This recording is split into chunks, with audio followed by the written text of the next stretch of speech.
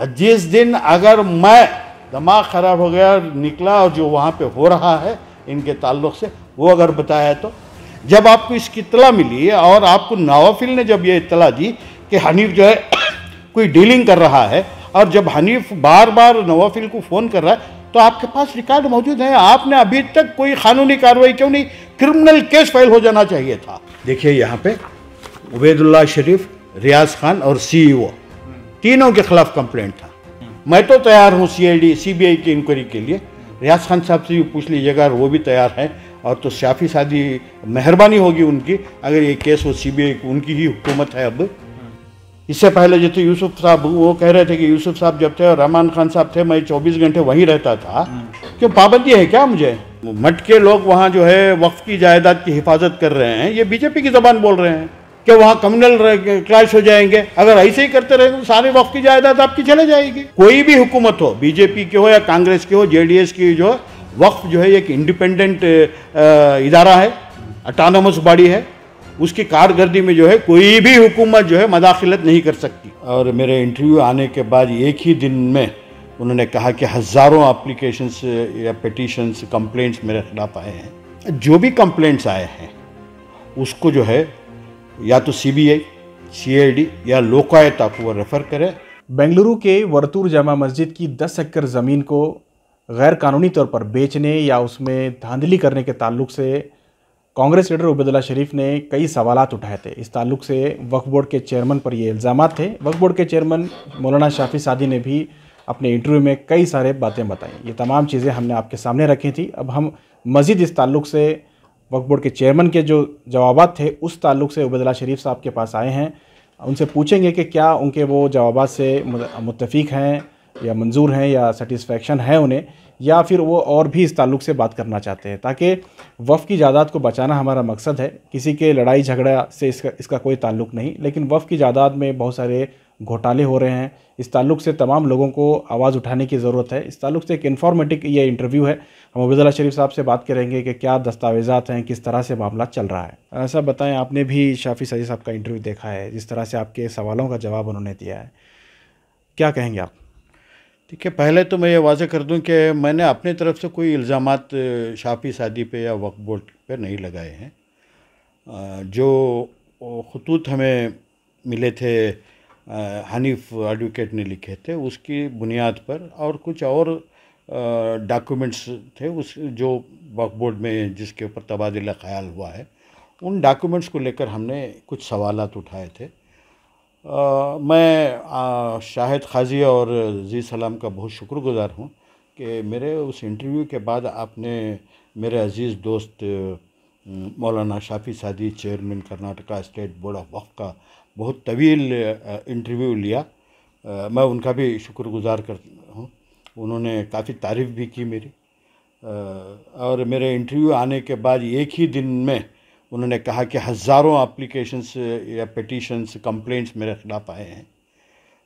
मैं उसको खैर मक़दम करता हूँ और ये आज़िना गुजारिश करता हूँ उनसे कि जो भी कंप्लेंट्स आए हैं उसको जो है या तो सीबीआई, सीआईडी या लोकायुक्ता को वो रेफ़र करें और मैं उसको फेस करने के लिए तैयार हूँ।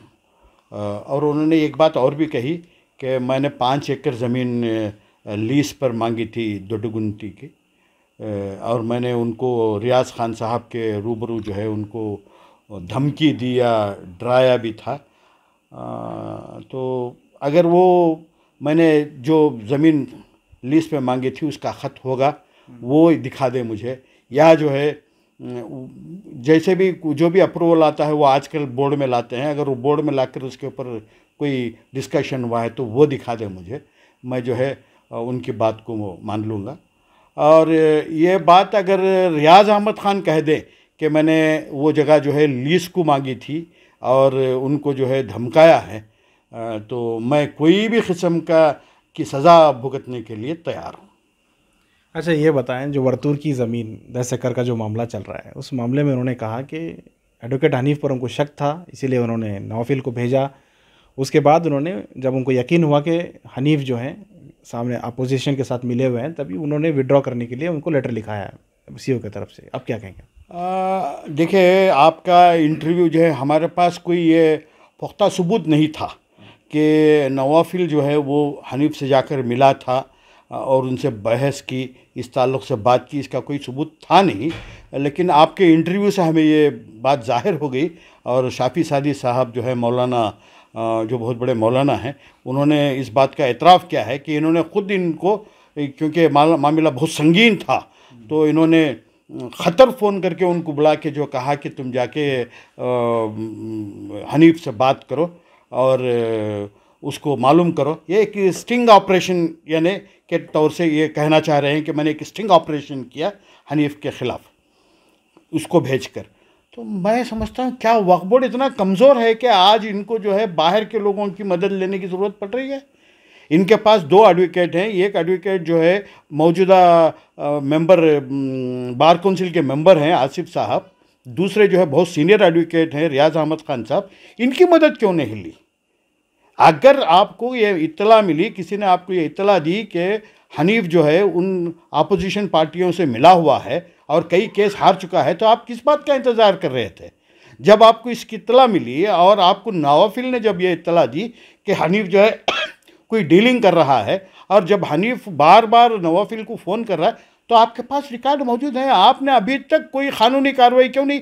क्रिमिनल केस फाइल हो जाना चाहिए था, क्यों नहीं हुआ?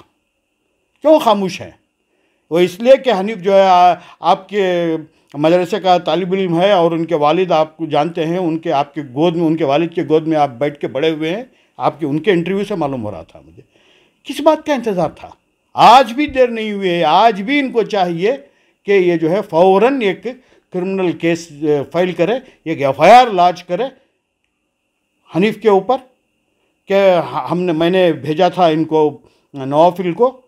नवाफिल भी आएंगे, हनीफ भी आएगा, ये भी जाएंगे, सब उस जो है बयानात अपने दर्ज करेंगे, उसमें जो है सच्चाई सामने आएगी। ये बहुत बड़ा खुलासा उन्होंने खुद कहा है, कर दिया है कि मैंने खुद भेजा था नवाफिल को। अच्छा, उनका ये भी तो इल्ज़ाम है कि आप एनओसी के मामले में जो है आप इन्वॉल्व हैं, एनओसी के आपके इश्यूज़ चल रहे हैं, आप पर कंप्लेंट्स हुए थे। माशाअल्लाह, बहुत अच्छी बात कही। देखिए, सिर्फ कंप्लेंट मेरे ऊपर नहीं थी। मैं आपको बता दूं कि 27/11/2014 को अंडर सेक्रेटरी इनकी माइनॉरिटी वेलफेयर ने एक कंप्लेंट की मेरे ख़िलाफ़ और रियाज अहमद ख़ान के ख़िलाफ़ और सीईओ के ख़िलाफ़ कि हम लोग बेल्डली की ज़मीन में कुछ खुर्द-बुर्द कर रहे हैं और एनओसी दे दिए हैं। तो ये सीओडी को रेफ़र हो गया। 4 साल तक ये केस चला, इन्वेस्टिगेशन चला, और तकरीबन 30 मार्च 2019 में जो है इसकी बी रिपोर्ट पड़ती है। कौन सी एजेंसी इन्वेस्टिगेशन कर रही थी? सीआईडी ने इन्वेस्टिगेशन किया है। अगर आपको उस पर भी शक है तो एनओसी के मामले में आज भी मैं हूँ ना, आप जो है बराए मेहरबानी इस केस को जो है सीबीआई को रेफ़र करें। मैं और रियाज अहमद ख़ान जो है इसमें जो है फेस करने के लिए हम तैयार है। रियाज अहमद ख़ान इस वक्त वक्फ बोर्ड के मेंबर भी हैं। ये जो कंप्लेंट था आप देख सकते हैं, इसमें ये कंप्लेंट सिर्फ मेरे पे नहीं था, एफआईआर में देख सकते हैं।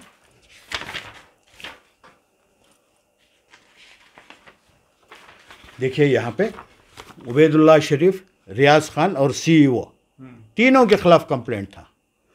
तो हम तीनों भी अब इसलिए कि उस वक्त के जो ये थे सीईओ वो तो नहीं रहे।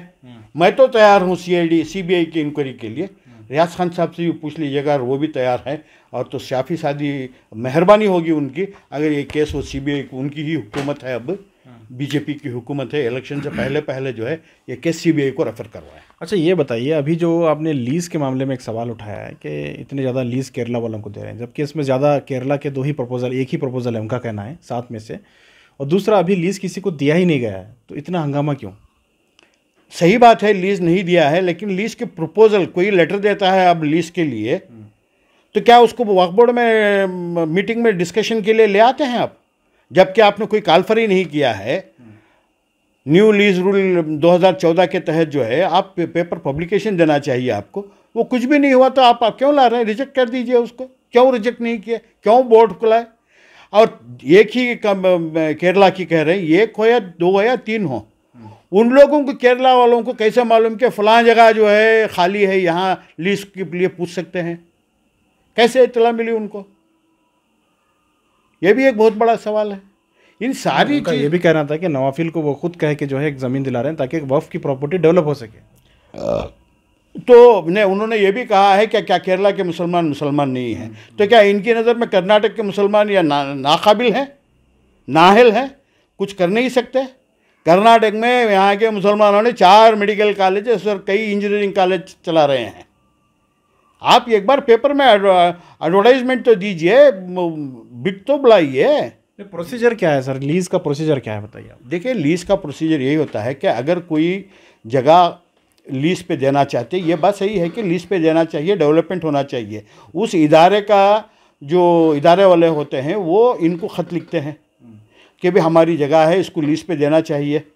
तो उस प्रपोज़ल को लेके ये जो है एक 3 न्यूज़पेपर्स में जो है उसकी पब्लिसिटी करके जो है वो लोगों से जो है बिट मंगाते हैं। फिर जो है जो हाईएस्ट बिट करता है उसको आपको देना चाहिए। अगर कोई एक आदमी पूछ रहा है तो आप प्रपोजल लेके आ गए और ये कह रहे हैं कि हमने किसी को 1 इंच भी नहीं दी, 1 इंच भी नहीं दी, लेकिन 1 इंच जब कोई फॉर्मेलिटीज़ पूरे हुए ही नहीं हैं तो उस मामले को बोर्ड तक लाने की ज़रूरत क्या है? तो अब क्या मुतालबा है आपका वर्तूर की ज़मीन को लेके, क्या मुतालबा है? देखिए, वर्तूर की ज़मीन पे इन्होंने खुद कहा है कि हनीफ जो है बहुत गलत आदमी है, उसने जो है 40 करोड़ का कुछ ऑफ़र दिया था। तो मेरी गुजारिश है कि इनको चाहिए कि फ़ौरन हिदायत दे सीईओ को कि वो हनीफ के ख़िलाफ़ कंप्लेंट दे, ये और नवाफिल जो है उसके विटनेस बने। ओके, एक आखिरी सवाल ये है बरेली की ज़मीन के ताल्लुक से है कि चेयरमैन साहब का कहना है कि बरेली की ज़मीन के अलावा वहाँ हाल ही में उन्होंने सर्वे भी किया था, उसके अलावा उन्होंने एक इंटरव्यू में ये भी कहा है कि उन्होंने कई 100 एकड़ ज़मीन जो है केसेस जीते हैं, यानी कब्ज़े में लिए हैं। हाल ही में उन्होंने बल्लारी का जिक्र किया, तो उनका कहना है कि मेरे अच्छे कामों को बताया नहीं जाता है। मुझे इसका इल्म नहीं है। अगर उन्होंने अच्छे काम किए हैं तो मैं उनको जो है मुबारकबाद देता हूँ, उनकी सताइश करता हूँ। अगर मेरे इल्म में आ जाए कि इनके ज़माने में जो है बल्लारी का केस जीता है इन्होंने, मुझे मालूम है, ये गए थे, एक वकील से वहाँ मिले भी थे जो मेरे जान पहचान के हैं, उनको जो है वो बल्लारी के केस में उन्होंने एंगेज भी किया था। अगर वो जीते हैं तो मुबारक के हकदार हैं। ओके, हाँ। बाकी आप किसी भी मामले में, लीज़ के मामले में आज भी अपने स्टैंड पर कायम? नहीं, मैं लीज़ के ख़िलाफ़ नहीं हूँ, लीज़ देने के ख़िलाफ़ नहीं हूँ, वक्फ जायदाद को डेवलपमेंट के ख़िलाफ़ नहीं हूँ। प्रोसीजर फॉलो कीजिएगा। अब जड़गे मटका मामला आ रहा है, जड़गे मटका से है, क्या ज़रूरत है वक्फ तुम्हारे बीजेपी की मिनिस्टर को उस जायदाद में होता है इंटरेस्ट लेने का? क्या ज़रूरत है? सीईओ को ख़त लिखती है मिनिस्टर के प्रपोजल है, देखिए ये ख़त है शशिकला जुड़ले का,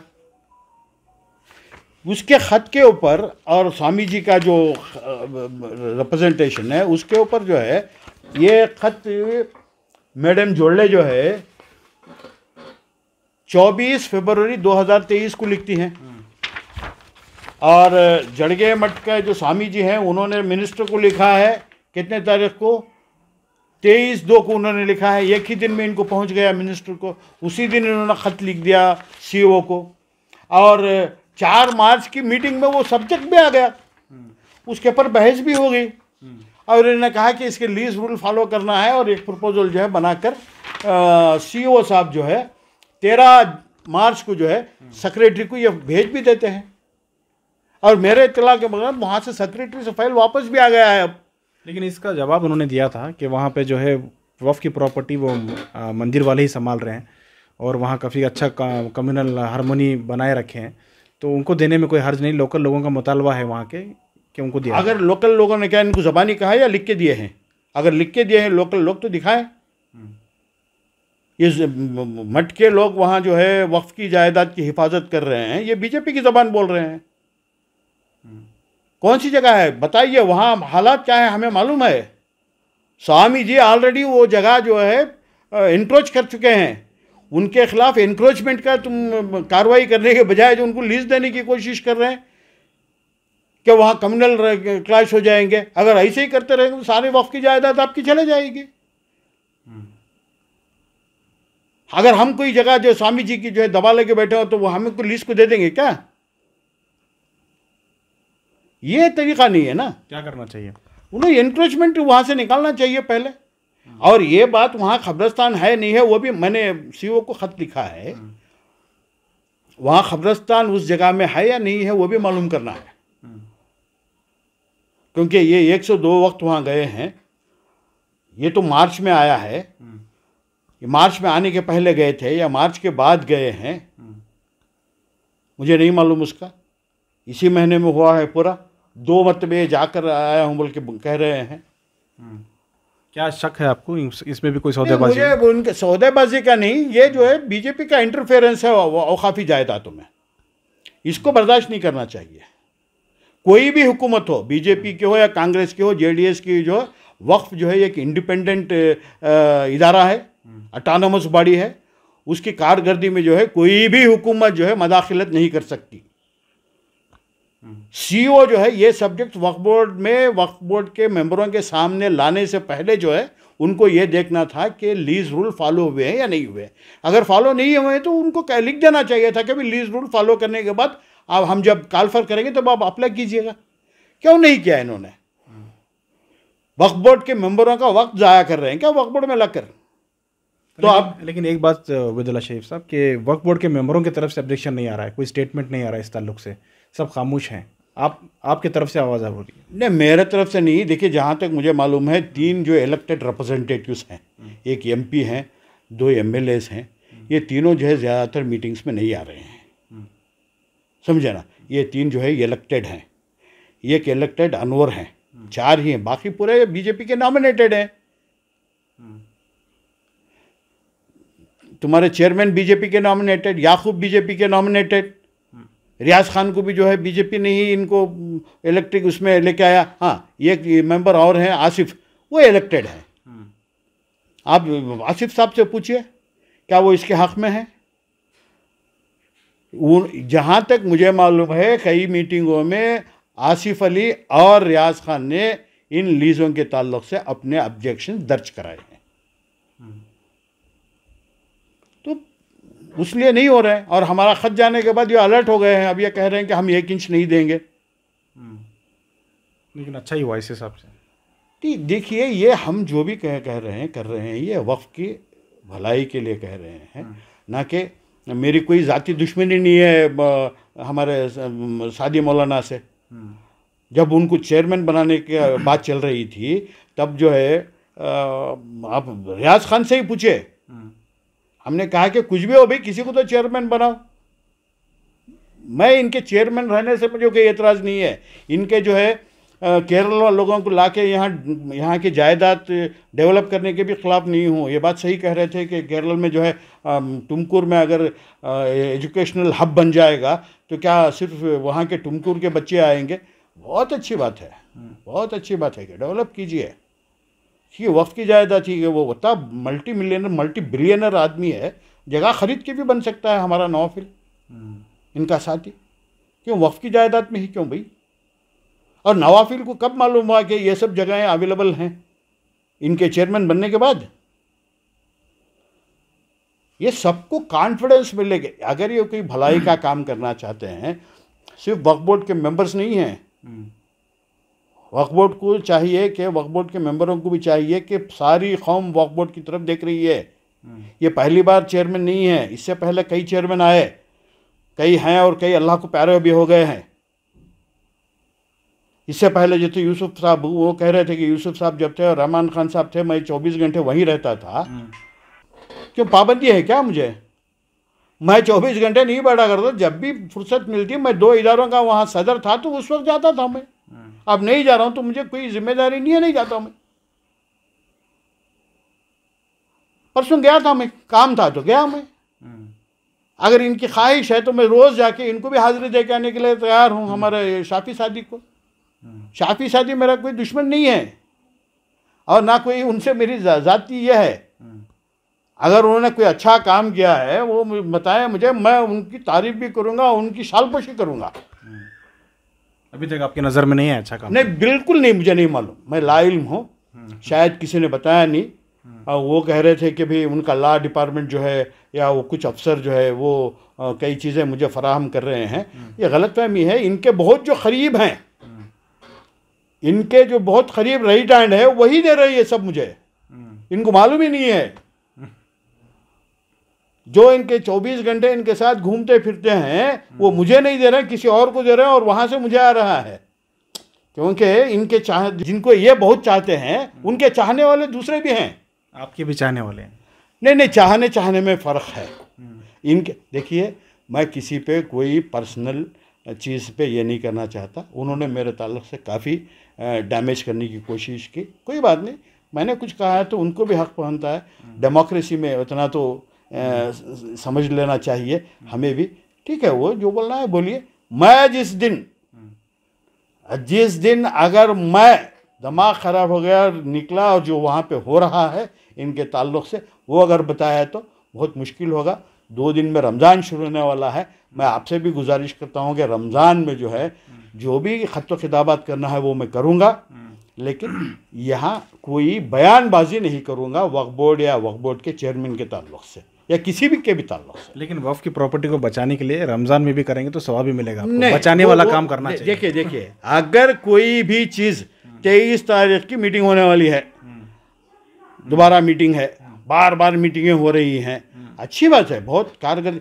मुझे ये बताए ये आकर इतने दिन हुए कौन सी प्रॉपर्टी डेवलप की है?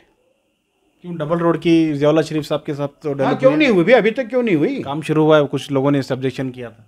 कहाँ काम शुरू हुआ है? कुछ तो दिखाइए, आपने उनको दिया है या काम शुरू करने का कोई तो कागज़ होगा ना। उसका इफ्तिताह वगैरह हुआ था? इफ्तिताह हुआ, वहीं पे रुक गया है ना मामला। अगर काम शुरू हो गया है तो अब आज मुझे बताइए, वहाँ पे काम शुरू हो गया है, कोई रुकावट कर रहा है तो हम जाके उसको जो है हटाएंगे रुकावट को। मैं पर्सनली आऊँगा, क्योंकि बड़े मकान में मुझसे ज़्यादा कोई जानने वाले नहीं है। बड़े मकान में और भी कई बड़े मकान से एक चीज़ और भी याद आ गई। KGF बाबू साहब जो घर बना रहे हैं उस मामले में जो चेयरमैन का जो मौक़िफ़ था कि गरीबों को अगर कुछ मिल रहा है, फ़ायदा हो रहा है तो होने दीजिए, क्या दिक्कत है? कोई और भी पॉलिटिशियन आके मदद करना चाहे तो करने दीजिए। इस पे आपकी क्या राय है? देखिए, वहाँ जो गरीब बस रहे हैं वो कई पीढ़ियों से वहाँ हैं वक्फ बोर्ड के जगह में। वो वक्फ बोर्ड का जो जगह है सर्वे नंबर 1 अन्नीपुरा की जगह है। 10 एकड़ 30 गुंठे का खाता मेरे वक्त पे हुआ था। मैंने खाता बनाया है वहाँ का, BBMP में खाता मैंने बनाया है। मुझे मालूम है कितने दुकानें हैं, कितने मकाने हैं। वहाँ कोई पक्का घर बना के दे रहे हैं, कोई भी हर्ज नहीं है। लेकिन उसका प्रोसीजर क्या है? वहाँ के एडमिनिस्ट्रेटर कौन है? CEO उसके एडमिनिस्ट्रेटर हैं। अगर कुछ भी गलत होता है तो CEO जिम्मेदार हैं इसके। वहाँ घर बांध रहे हैं, कोई बात नहीं बांधिए, आपने इजाज़त दी है घर बनने की। कल कोई भी जगह कोई भी गरीब जो है घर बांध लेगा, जाके जो है आप उसको क्या भी गरीब है घर बांध लेने दी बोल के छोड़ देंगे क्या? आपके पास किसी ने अर्जी दी है कि मैं यहाँ घर तामीर करना चाहता हूँ? नहीं, कुछ केस वेस भी चल रहा था ना उन लोगों का वहाँ पे। क्या केस? ये जो इंक्रोचमेंट है किए हैं वहाँ पे, उनका केस ऑलरेडी शायद कोर्ट में था या कुछ है उसका अपडेट? नहीं, वहाँ के घरों के मामले का कोई केस नहीं है। वहाँ जो घर हैं वो कई बरसों से बचे हुए हैं। उसमें ये भी है कि बहुत गरीब लोग रहते हैं। कुछ लोग ऐसे भी हैं जो वहाँ नहीं रहते लेकिन वहाँ घर बना के जो है किराए पे देके किराया खा रहे हैं, PG चलाते हैं वहाँ पे। वक्फ बोर्ड का कोई अफसर जाने की हिम्मत नहीं कर रहा है वहाँ पे। एक मामूली एप्लीकेशन उनको जो है फिलअप करा के नहीं ला सके ये लोग। मैंने CO से कहा कि 24 घंटे का वक्त दीजिएगा, वहाँ के लोगों को समझाएंगे, उनको एक एग्रीमेंट बना के देंगे। वहाँ के लोग समझदार हैं। आपने कोशिश ही नहीं की। ये जो है चेयरमैन की नहीं, CEO की गलती है। CEO को चाहिए, जो उसके एडमिनिस्ट्रेटर भी हैं, उसके ऊपर कार्रवाई करना चाहिए था। आप कल को कोई भी घर बांध लेगा, कोई कमर्शियल बिल्डिंग बांध लेगा अंदर जो है, तो आप उसको छोड़ देंगे क्या? इसके 2 रुख सामने आ रहे हैं। एक तो दिक्कत ये है, एक रुख उसका ये है कि गरीब हैं वहाँ बसे हुए हैं, उन लोगों को नया मकान बना के दे रहे हैं, और बनाने वाले भी कोई खैराती तौर पर बना के दे रहे हैं। अच्छी बात है। उसका दूसरा रुख ये है, अगर ऐसा ही रहा तो बहुत सारे कर्नाटक में प्रॉपर्टीज़ हैं और वहाँ बहुत सारे इंक्रोचमेंट्स हैं, क्या सब लोग भी यही करेंगे तो फिर वक्फ की प्रॉपर्टी बचेगी कैसे? कहाँ से बचेगी? देखिए, यहाँ जो घर बांध रहे हैं उसमें कोई ऑब्जेक्शन नहीं, उनसे एक नॉमिनल किराया लेना चाहिए, एक रेंट फिक्स होना चाहिए। उनको कहें कि भाई रेंट दें। कई रिपोर्टें हमने दी हुई हैं। अगली बार आप आइए, जो अब मैं यहाँ पे था, इनको जो है कई ज़मीनें जो है वहाँ पे 2 नर्सरीज हैं, उसको खाली कराने के लिए उनके खिलाफ केस डालने के लिए इनको लिखा था। वहाँ उनके खिलाफ केस नहीं डाला, हमें खुद हटा दिया। कोई बात नहीं, आप किसी को ला के काम कीजिए। आपने एक एडवाइजरी कमेटी भी बनाई है वहाँ पे, उस एडवाइजरी कमेटी में एक टेनेंट भी एडवाइजरी मेंबर है। क्या है वहाँ जो टेनेंट्स है उन्हीं की एक कमेटी बना के दे दीजिएगा। तो आप ये बड़ा मकान मामले में कहना क्या चाहते हैं कि बोर्ड का रुख क्या होना चाहिए, क्या कदम उठाना चाहिए, कहाँ गलती कर रहा है बोर्ड? नहीं, बोर्ड को चाहिए कि वहाँ के लोगों को एतमाद मिले और जो है बाकायदा जो है उनको लीज देकर जो है उनको घर बनने की इजाज़त दे। अब जब लीज की बात आती है तो लीज रूल्स की भी बात आती है। चलिए, वहाँ एक तो है, कुछ लोगों को कॉन्फिडेंस में लेकर, बोर्ड को कॉन्फिडेंस में लेकर जो है वहाँ जो लोग बस रहे हैं उनसे एक एफिडेविट लें, उनसे दस्तावेज लें कि भाई कौन कितने साल से बस रहा है। कोई 50 साल से है, कोई 100 साल से है, 3-3 पीढ़ियाँ उनकी गुजर गई हैं, गरीब हैं बेचारे। उनको घर बनने के लिए दिए, कोई बन के दे रहा है, कोई मदद कर रहा है, गलत नहीं है। मदद करने वाले के नाम से आप परमिशन नहीं देंगे, परमिशन उसको देंगे जो घर में रहने वाला। ये असर्टेन कीजिए कि वाकई में वो घर बनने के बाद वही रहेगा या कोई और ऑक्यूपाई करेगा। दूसरा किराया, नॉमिनल किराया दीजिए, मामूली सा किराया लीजिए, वो लोग देंगे। उनको समझाना है, ये कोई बहुत बड़ी बात नहीं है। जान ही नहीं, ये लोग चुप जो है ये कर रहे हैं। जब हम वहाँ छोड़ के आए थे, एक शादी महल जो है क्या तामीर हो रहा था, यही जो है इनका जो अयूब इनका मेंबर है, उसका रिश्तेदारी कंट्रैक्टर था। आज तक एक ईंट फिर ऊपर उठा के नहीं रख सके। शादी महल का काम बिल्कुल रुक गया, और वो जो तामीर किया था वो भी अब मेरे ख्याल से गिरने की कंडीशन में है। एक अच्छी कमेटी बनाइए, किसी को जिम्मेदारी दीजिए, प्रॉपर्टीज़ को डेवलप कीजिए। ज़ियाउल्लाह शरीफ साहब की जो प्रॉपर्टी आप देना चाह रहे हैं वो भी बड़े मकान की है, लेकिन वो जो है डबल रोड के तरफ है, दीजिए उनको। उन्होंने तो वो तैयार बैठे हैं, ज़ियाउल्लाह शरीफ साहब तैयार हैं, क्यों नहीं दे सके आप? नहीं, ज़ियाउल्लाह शरीफ साहब को दिए हैं, लेकिन काम चल रहा था, बीच में रुक गया। कहाँ काम शुरू ही नहीं हुआ, सिर्फ फाउंडेशन पड़ा। फाउंडेशन पड़ के कितने साल हो गए? अभी पिछले इंटरव्यू में वो बता रहे थे कि काम शुरू हो गया है। मुझे तो नहीं मालूम, अगर आपके पास है तो एक फ़ोटो जाके कल आप लेकर आइए और दिखाइए कि वहाँ काम शुरू हो गया है। शिव समद्रा की एक ज़मीन के ताल्लुक से भी आपने सवाल किया था, उस पर चेयरमैन साहब ने जवाब दिया, उस ताल्लुक से क्या कहेंगे आप? शिव समंदर के ताल्लुक से मैंने देखा कि उनका जवाब देखा। आप पूछ रहे थे कि रामा कंस्ट्रक्शन और कॉन्ट्रैक्टर्स 2 एकड़ 20 गुंठे ज़मीन सर्वे नंबर 2 में मांगी है, तो वो जो है 10 एकड़ की बात कर रहे थे। ये 2 अलग अलग चीज़ें हैं। रामा कंस्ट्रक्शन और कॉन्ट्रैक्टर जो है वो 2 एकड़ रेस्टोरेंट के लिए मांग रहे हैं, और जो 10 एकड़ जो वो भी सर्वे नंबर 2 में जो है वो पायनियर पावर कॉरपोरेशन वालों को पहले से ही लीज़ दे चुके हैं। ये बात सही है, वो ठीक से लीज़ नहीं दे रहे थे, तो हमारे शाफी सादी साहब ने बहुत बोल्ड स्टेप लेकर जो है उसको नोटिस इशू करवाया, और वो जो है अब दोबारा आया है। मैं मुबारकबाद देता हूँ कि इन्होंने उसको नोटिस इशू किया और उस मामले को यहाँ पे लाया है। तो मैं समझता हूँ कि वो मामला अलग है, ये मामला अलग है। वो रेस्टोरेंट के लिए है, ये पावर कॉरपोरेशन के लिए पहले से दी हुई जगह है, 10 एकड़ है।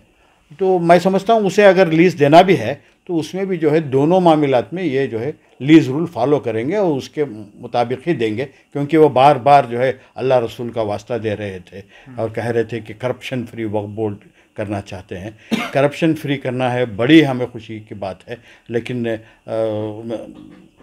करप्शन फ्री करें, कुछ लोगों को वहाँ से फ्री कर दें तो करप्शन फ्री हो जाएगा। जो इनके करीबी हैं वो ये कर रहे, इनके नाम पे करप्शन कर रहे हैं या इनके लिए करप्शन कर रहे हैं, मैं नहीं बता सकता। इनके नाम से अगर कर रहे हैं तो इनको होशियार रहना चाहिए और उनको जो है दूर करना चाहिए, तब करप्शन वहाँ से दूर होगा। वरना जो है अगर उनको दूर नहीं करते हैं आप, तो उसका मतलब है कि जो है आप उनको बढ़ावा दे रहे हैं। बहरहाल काफ़ी चीज़ें उबैदुल्ला शरीफ साहब ने हमें बताई। जो पिछला इंटरव्यू था चेयरमैन साहब का, शाफी सादी साहब का, उन्होंने उबैदुल्ला शरीफ साहब के कई सवालों का जवाब दिया था। उस पर जो है उन्होंने अपने नज़रियात रखे हैं। वफ़ के ताल्लुक से बहुत सारे इश्यूज़ होते हैं, हम लोग आपको लगातार इस चीज़ से आगाह कराते रहेंगे ताकि वफ़ के ताल्लुक से जानकारी आपको भी रहे, ताकि आप भी सवाल उठा सकें। और वफ़ प्रॉपर्टी तमाम मुसलमानों के लिए है, तमाम लोगों को इसकी फ़िक्र करने की ज़रूरत है। कैमरा पर्सन समीर के साथ शाहिद काजी, बेंगलुरु।